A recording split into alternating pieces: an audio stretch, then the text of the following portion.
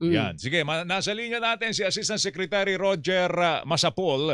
Siya po'y Assistant Secretary for Governance and Operations ng Education Governance Department of Education, mga kapuso. Assistant Secretary, magandang umaga. Si Joel Siweng. Magandang umaga po. Hi, good morning Joel and Weng. Opo. Yes, sir. Sige, Okay. ikaw muna. Tanong ko lang, mula nung mangyari ba yung Tacloban, meron ba tayong nabago sa mga security protocols natin at ano talaga yung nailatag ng DepEd para po ma-prevent sana na maulit yung pangyayari? Yeah, magandang tanong yan, Weng. So after nung a week after nung Tacloban, nag-order ka agad si Secretary na i-audit natin yung mga security measures ng lahat ng school, 48,000 schools sa buong Pilipinas. That excluding yung mga private school kasi may sarili silang mga mga handbook din for security protocols. So nalaman namin do, tiningnan namin, Weng, yung mga sitwasyon ng mga security measures nila. So tiningnan natin yung CCTV, tiningnan natin yung perimeter fence, mga security guards, tapos yung kanilang mga walk-through and then handheld metal detectors, at tinignan din kung may mga PA system sila. So nakita natin nga na may mga kakulangan, may malaking kakulangan lalo na sa mga security guards, sa mga CCTV. And even nagulat din kami, may mga schools pala na wala pa tayong mga perimeter fence.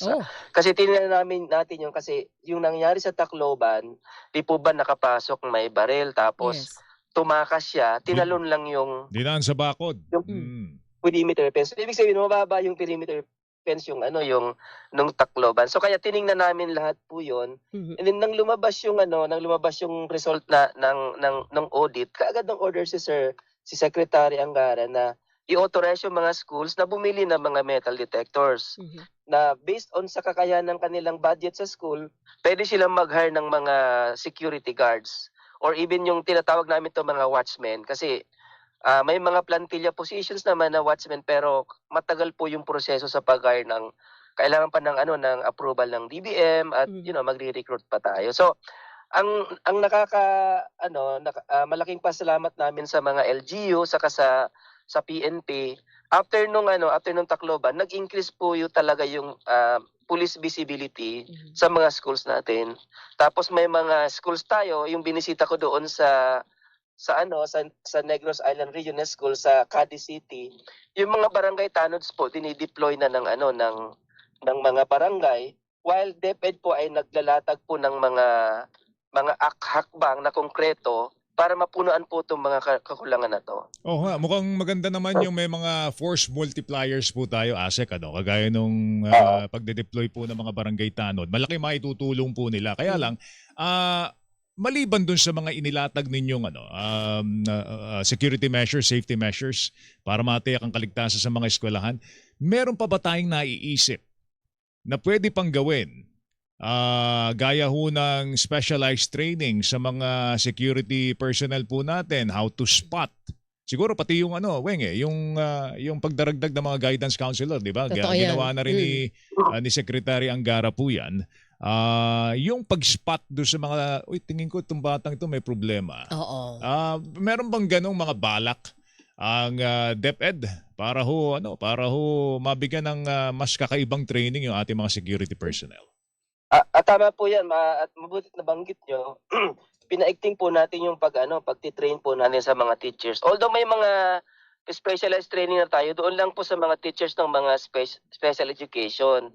Doon sa mga nag-handle ng may mga learning disabilities. Pero nakita nga natin na importante talaga na sa behavior pa lang, sa gawin ng bata araw-araw, mas pat na yung mga red flags po sa kanilang mga behavior araw-araw. At kino-coordinate po natin na paigtingin din yung role din ng mga magulang natin. Kasi magagawa lang natin itong mga nilalatag natin na mga measures, pero nagsisimula po talaga dapat yung pag-asikaso sa mga bata sa bahay. Kaya po may programa po ngayon ang DepEd, yung Kaagapay program, at saka yung PES, yung Parent Effectiveness Services na batas po ito, at katulong po natin dito yung DSWD.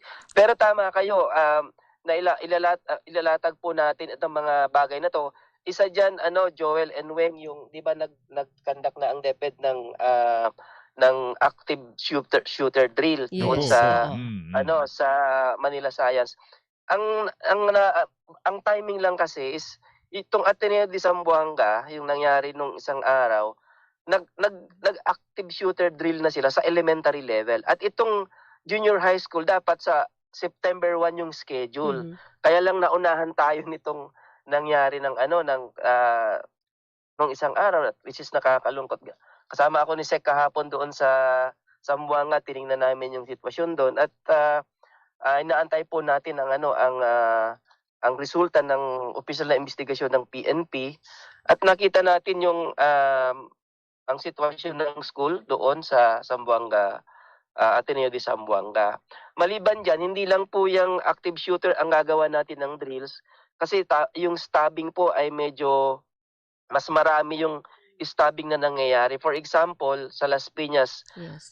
mayroon silang metal detectors. Na-detect nila Mm. na mayroong metal pero ang na-detect nila yung metal tumbler. Ah. Yung tumbler lagayan ng at doon nilagay yung balisong o pansaksak. Tinago. Pinasok Tinago. doon. Okay. So, So ang kailangan na-detect siguro yun. gawin din, buksan na natin yung, Di ba? yung mga tubigan nila. No? Ganun na tingin- tayo, praning. Asek, medyo kailangan maging praning ka na eh. Medyo complicated po eh. I mean, ngayon, siguro nung panahon natin, di ba, wala namang ganito. Tapos, Totoo yan. noon asaran lang talaga at suntukan pero hindi dumadating sa patayan. Mhm. Pero ngayon, grabe no yung ingenuity ng mga kabataan natin. Isipin mo, doon sa Zamboanga, yung kanyang patalim nilagay sa brief, nilagay sa sapatos. Mhm. So, kaya ngayon, nakikita namin yung mga LGU, nagde-deploy na sila ng mga walk-through metal detectors. Dito kasi makikita mo kung nasa ang parte ng katawan mo yung metal. Mm. Pero yung dito sa Las Piñas, dito sa amin, nilagay sa tumbler eh. Tapos yun nga, nakapatay siya ng isang Matindi, no? estudyante. So, tinitingnan namin ano ba talaga yung ilalatag namin na measure kasi may metal detector ka na-detect ka. Pero alam natin na yung tumbler, ang laman ay Mm-mm. tubig o kaya Yes. gatas or kape. Pero kung premeditated talaga, gagawa ng paraan yung mga kabataan. So, dito nakikipag-coordinate po kami sa mga agency, sa lahat ng agency, kung ano yung pinakamaiging gawin sa kahit na mag-deploy ka ng metal detectors unless ito ay parang airport grade na scanner or Mhm. kaya Yun, yung X-ray na Mm. makikita mo talaga anong laman. Pero hindi natin kaya yun, yung mga ganong klaseng Mm-mm. equipment. Oo. Sa ngayon po yung mga nakita ninyong kakulangan sa mga rami pong 48,000 na schools ito, Joel, medyo mabigat ang logistics and funding needs nito. ASEC, ano po ang Oo. magiging prioritization sa budget ngayon ng DepEd para tugunan itong lahat na malaking kakulangan na ito sa ating public school system? Ngayon pong 2026, based on our existing budget, pina-prioritize natin yung mga big schools. Kasi alam natin, dito sa mga nangyaring stabbing, karamihan po dito ay mga large schools po sa nangyari. Kasi maraming bata ang pumapasok sa school, Mm-mm. na pinapabilis yung pag-inspect ng bag. Kaya minsan, hindi na rin nakikita talaga yung mga maliliit. Pero nag-observe ako sa isang school dito sa NCR, nung unang ginawa yung mahigpit na bag inspection, marami talaga sila nakita mga gunting, yung mga vape, at meron pa rin, may nakita ring mga sinasabi nilang matutulis na gunting at sinasabi nila na gagamitin daw sa project nila sa science. So, kaya ang sinasabi namin sa mga school heads namin, kung mga gunting ang kailangan, baka kailangan mag-stock na ang school ng mga gunting. Tapos, halimbawa, science school, kailangan ng gunting, magdala ng gunting, i-distribute na lang doon sa klase. So, tinitingnan namin yung ganong mga measure kasi nga, may mga big school po na kapag nag-bag inspection, may mga nalilate na estudyante. Kasi pipila sila doon sa sa bag inspection. So, kaya yung ingress and egress, kung malaking school, halimbawa Parañaque National High School, 14,000 students.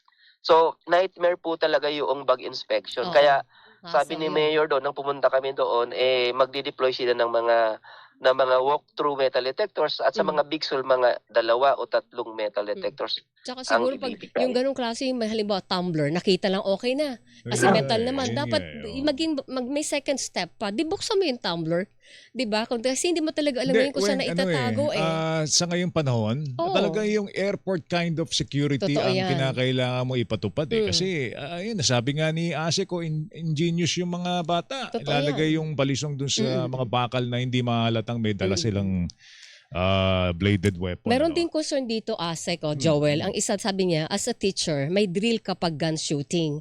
Ang problema daw, Asek, sira-sira yung mga bintana. So, ibig sabihin, kung talagang gusto ng shooter na pumasok sa classroom, makakapasok. Pangalawa, yung pinto pabaliktad, palabas daw po ang bukas. Hmm. Kaya hindi mo rin pwedeng harangan mula sa loob para hindi siya makapasok. So, madali niyang hilahin palabas yung pinto. So, I think, kung magkakaroon din lang tayo ng pangmaharamihan o pangmalawakan na pagbabago, kailangan silipin yung ganitong klase ng details para sigurado ang Siguro protection sa sa loob mga ng classroom. bagong construction Yes, ng mga schools. eskwelahan, i-factor in na po itong mga design na ito. Mm-mm. Asik, pero galing kayo doon, di ba? Asik sa Ateneo de Zamboanga kahapon, kasama ninyo si Secretary. Angara. Nagsagawa ba sila ng ano doon, ng shooting drill? Yung Ah, active yun nga, shooting drill? nabanggit ko kanina, Oo. Joel, Ay, sorry po. yung elementary level nila, tapos na nila yung shooting drill. Parang few days bago Mm. nangyari yung sa junior high school kasi yung nangyari eh. Pero naka-schedule na yung junior high school na shooting drill, yung active shooter drill, Oo. sa September 1 pa. So naka-schedule, nagpe-prepare na sila eh.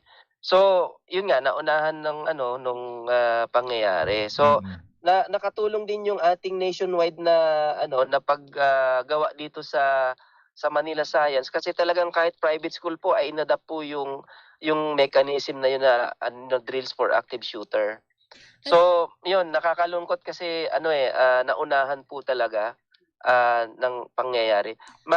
Pag mga kasi premeditated po talaga gagawa talaga ng Mm-mm.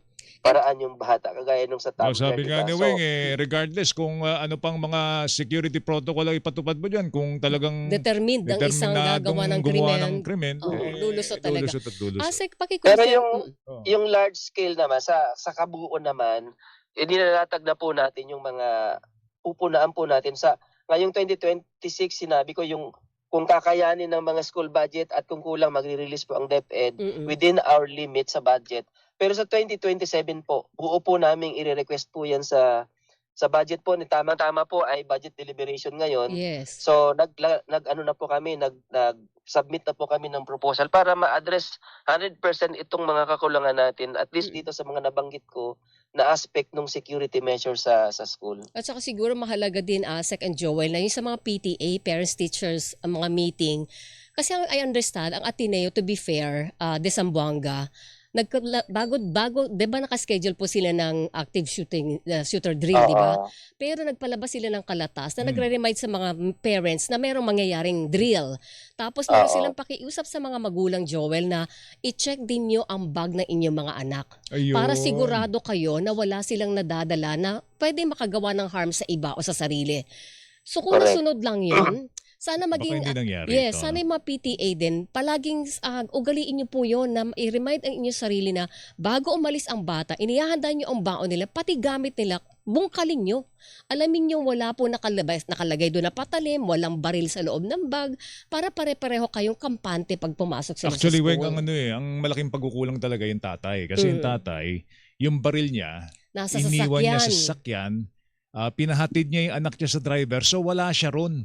Sa sasakyan, dapat yung baril, nakakabit sa katawan mo yun. Totoo yun. Di Lalo't ba? issued firearm Hindi yun. mo dapat yun iniiwan kung saan-saan. At Mhm. sabi nga ni Senator Lacson kahapon, dapat yun naka-vault Totoo yan. kung wala sa iyong Correct. katawan. Oo. Oh, so Pero malaki Weng and talaga. Joel, Opo, may opo. pattern eh. Alam mo, sa Tacloban, yung access talaga doon sa baril nung mga na-issuean ng government ng baril. Yun nga Diba, Opo, yung sa Tacloban, pag-aari ng pulis yun, yung nakuha nung kanyang pamangkin. Yung isa Dito naman naman, sa Zamboanga, Oo. issued naman po yata ng Bureau of Customs. customs. Sa tatay. Opo. Oo, yung sa tatay. So, pero may naobserbahan kami, Weng, and then Joel, na karamihan dito sa mga incidents na nangyari talaga at mayroong fatalities ay nakitaan namin ng may yung dysfunctional families po talaga eh. Oh. Yung halimbawa yung sa Tacloban, yung bata, yung kaniyang magulang nagtatrabaho sa ibang lugar, yung kanyang tatay. So, eto busy rin ako minsan naisip ko buti lang malalaki yung mga anak ko. During that time na ako'y director sa DepEd, wala rin talaga akong time at ngayon at least ngayon graduate na sila. So, yun po, I mean, hindi na natin maibabalik yung mga nakaraan pero sana i-rekindle natin kasi ngayon naobserbahan namin pag nagpatawag ng PTA meeting, ang mga uma-attend na mga pamangkin, mga kaibigan, at iba pang mga binibili na lang kung kani-kanino, nakuha nila lang yung card. So nawala na yung elemento Totoo na yan. kausapin ko yung teacher ng anak ko. Totoo yan. Tanungin ko kung ano ba yung may problema bang anak ko, anong na-obserbahan nila. Nung ako teacher, ganun yung ginagawa namin. So may homeroom PTA meeting, bawat class yun.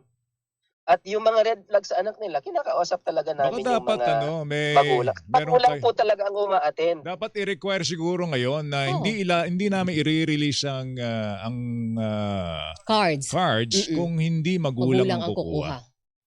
O kaya hindi mismo yung guardian ang kukuha. At Kasi saka may mga kailangan- magulang naman, Weng, na nagtatrabaho sa abroad. Totoo Talaga yun. meron silang guardian Oo. May dito. legal guardian. Oo. Mm-mm. Baka May legal dapat guardian, ganun. oo. Dapat ganun na ASEC ang gawin siguro. Oo. So, isa sa Kasi mga consideration ng alam DepEd naman po ng yan. mga teacher natin at masisinop naman ang mga teacher natin. Talagang alam nila kung sino may red flags at pag may PTA meeting, kinakausap po talaga nila.